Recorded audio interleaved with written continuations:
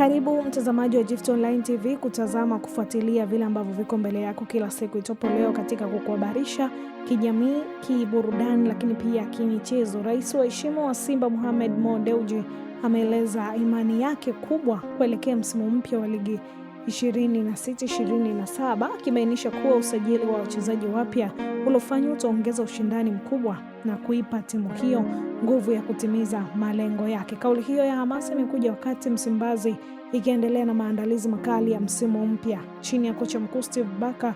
Kocha huyo tayari amejijengea heshima kubwa klabuni hapo baada ya kuiongoza Simba kutoa mataji mawili muhimu msimu uliopita, kombe la Muungano na kombe la shirikisho la CRB. Lakini Mo ameeleza kuwa hivi karibuni alipata fursa ya kukutana na baadhi ya nyota wapya wanaojiunga na wekundu wa Msimbazi, ambapo alifanya nao mazungumzo na kuwakaribisha rasmi ndani ya familia ya Simba. Katika kikao hicho aliwataka wachezaji hao kujituma kwa nidhamu ya hali ya juu ili kupigania mafanikio ya klabu hiyo. Akisisitiza kuwa kuhusu mwelekeo wa timu, kiongozi huyo alisema mafanikio ya Simba hayategemei majina makubwa ya wachezaji pekee, bali umoja, nidhamu na jitihada za kila mmoja akiwa kikosini. Simba imara hujengwa na timu imara. Nilipata nafasi ya kukutana na baadhi ya wachezaji wapya walioungana na kikosi chetu. Nina imani wataongeza nguvu, ushindani na ari mpya kuelekea msimu ujao.